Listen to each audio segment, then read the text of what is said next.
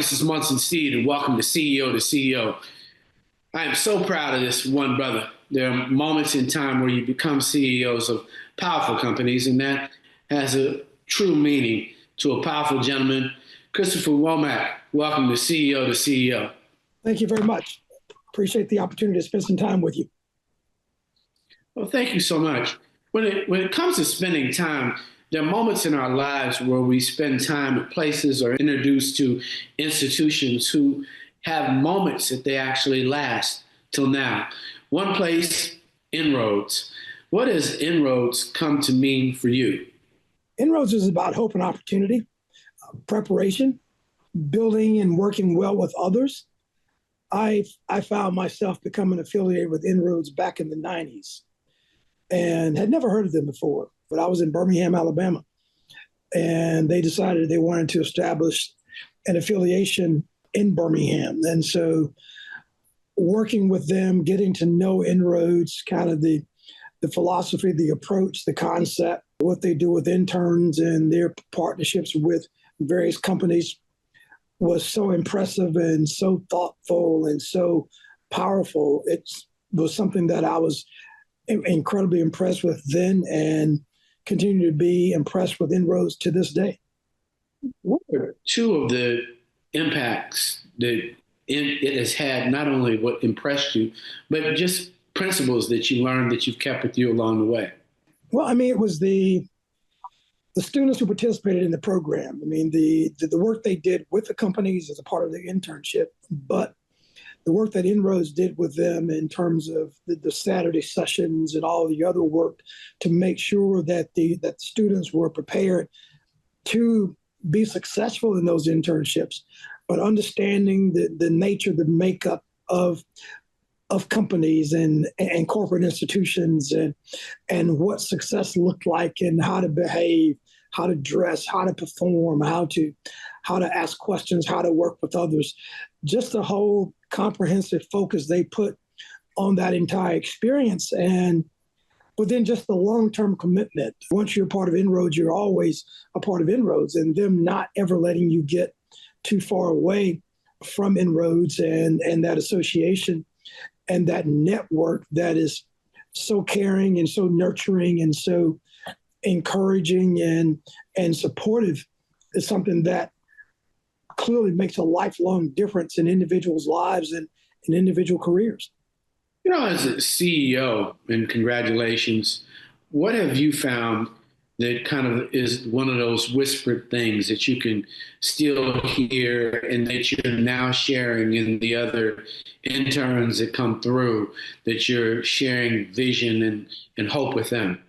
You know, as you think about success, I mean, I think it varies for individuals, but there are also, I think, some common elements, and which aligns with, I think, the focus of INROADS in terms of that preparation and that commitment to hard work, but also that real commitment to kind of teamwork and family and creating a nurturing environment around you to give you the help and support that you need to be successful. But also, I mean, if there's some things you got to get better at, you have to improve on, bringing that forward and putting together a plan or strategy to make sure you're getting better and that you're overcoming any deficiencies or areas of improvement that are there. I mean, so that comprehensive focus on success and understanding the factors that contribute to a successful job performance, but also to a successful career.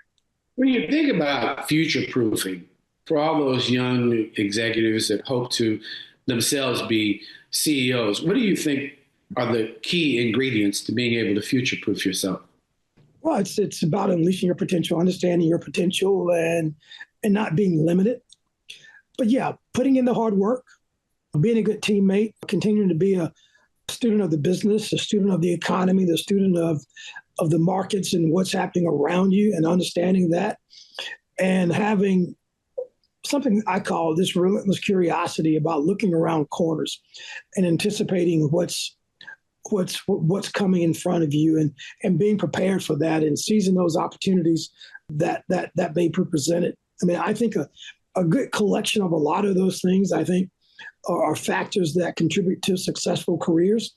But I mean, it will vary for each individual, but I think you gotta put the work in, and you gotta be prepared. You gotta study. You gotta be a good student of the business and what's going on. But as the world evolves and as quickly as it evolves, I think it's just so important to be prepared for change and for transitions, and that's where what I call that relentless curiosity really comes into play in terms of helping you not be intimidated or be afraid of what's coming around the corner.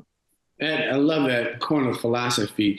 What are a few of those individuals who haven't or may not know what you do? How do you look around the corner? What media vehicles do you use to just look around the corner really you enjoy so that you stay connected and forward thinking? I think it's, I think it's a combination of things. I don't think it's any one or two things. I mean, I enjoy reading, and I try to make sure I read at least a book a month of some kind. It may be history, it may be just a simple fictional novel, or it may be something more instructive about technology and has a real focus on the future. But I think a combination of all of those things, I think there's should be some basic reading list of things in your space, in your field, that will always help you kind of improve your game and understand what's going on around you and what may be forthcoming. But also then exposing yourself to various different, whether it's podcasts or different conferences or different engagements that talk about what's next and what's evolving and how you can be more knowledgeable of those kind of things. I think it's a kind of, like I said, it's not an exact list or a prescribed list of activities and events, but I think it's a collection of some of those things, and then just finding other individuals in different industries that you may be curious about, understanding what they're doing, what they're facing. I mean, talk to people in the airline space, talk to people in the semiconductor space, talk to people in other countries. Just a whole host of things, I think, that are essential and important in terms of keeping yourself fresh, keeping yourself aware of what's going on and what's happening. And I think it puts you in a better position for you in the role that you're in, but also I think it helps you lead in terms of prepare your organization for what's coming. But I also think it helps you just as an individual in terms of keeping yourself sharp and fresh and prepared for the future.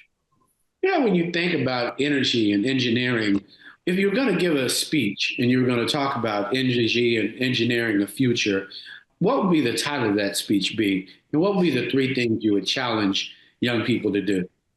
You can't do it without us.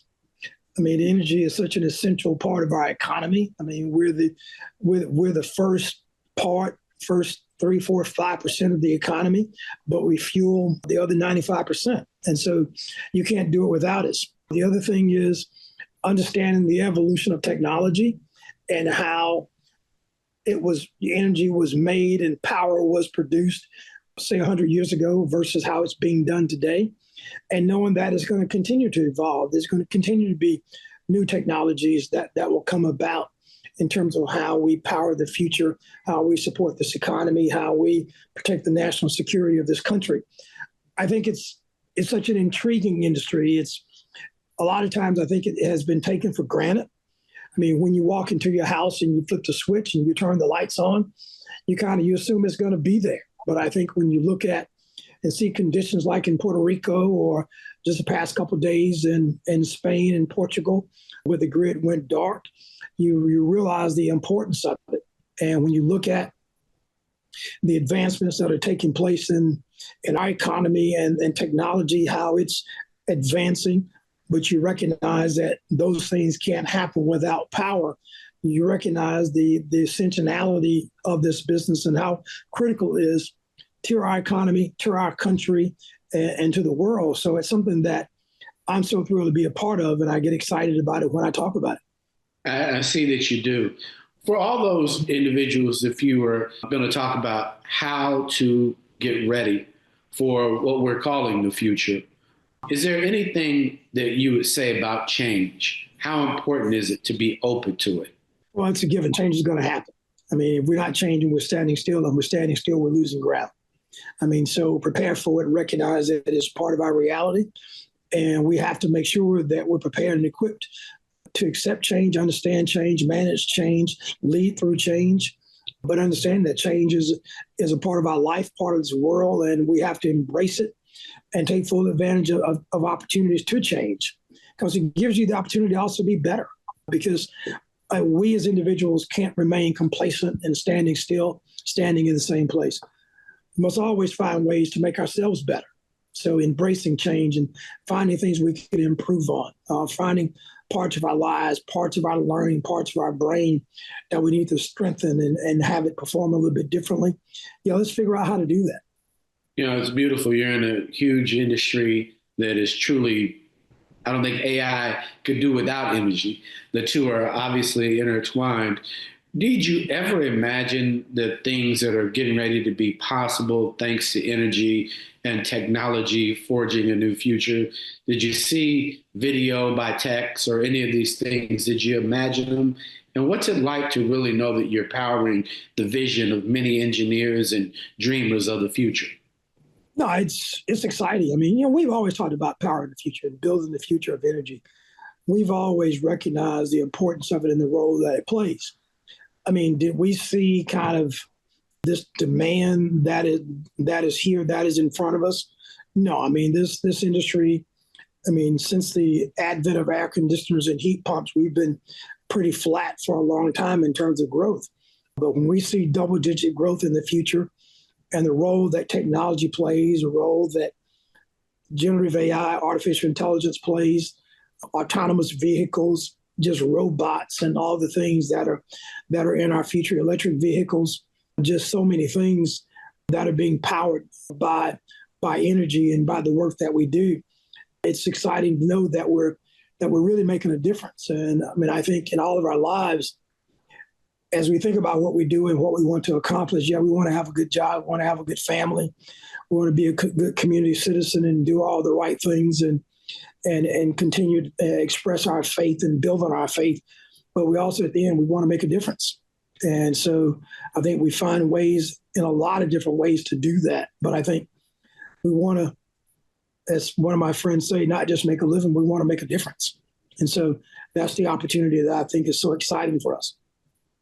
Well, thanks for you taking the time to be on CEO to CEO. Congratulations on INROADS. We're really excited about the continued success of future leaders like yourselves being CEO, huge corporation who gives and lights up the world with your vision and your leadership. Chris Womack, thank you so much for being on CEO to CEO with Rolling Out. Thank you very much.